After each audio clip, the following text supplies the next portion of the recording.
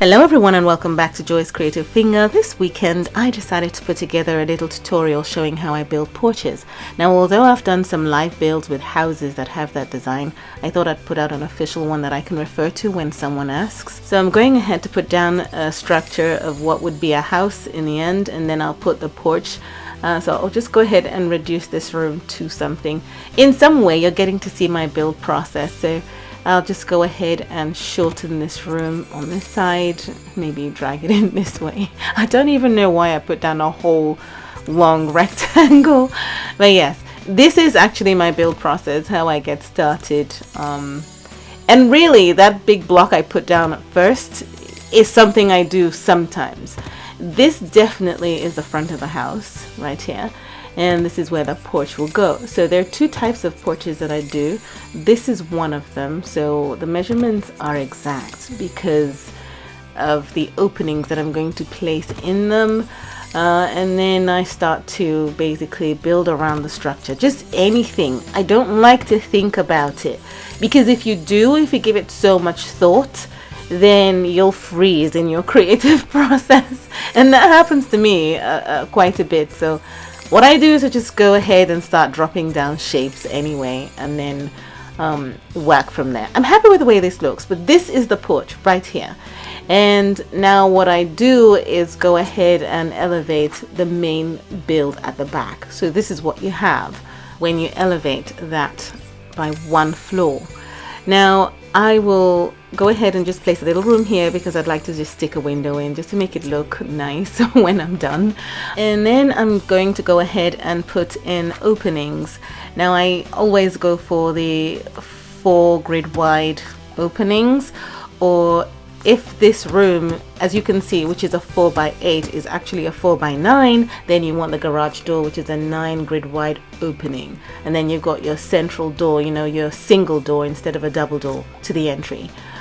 Let me just create an opening here and then go ahead and, I don't know, break open the house in the middle somehow. It reminds me of building in The Sims 4. You start to break open the shape that you've created and then work from there. So anyway, this is basically a good floor plan. I could totally work with this, but that's not the focus of this video. And then I'll place a door here, and again, as I say, I wanted to place a window up top just to finish off that porched area. So when I go into normal game mode like this, you get a nice view of that porch with that window up top. I think it's really pretty. This is already a house, but what's funny is in reality I would go ahead and start tweaking this build, and in the end it's just never going to look like this and I regret it. So it's quite nice that you get to see this, you know, at first, and you could work with this if you want. You're allowed to. This is then a different version of a porch that I want to create now, so I'm just taking this one off. And originally when I started doing these porches, it was done this way, so it's a quite narrow, and then I just pull it that far and create that L-shaped room. And then I had a single room on the side here, and it was weird and it had so many parts to it. Outside it looks nice, but on the inside there was just a lot of walls, you know, a lot of walls.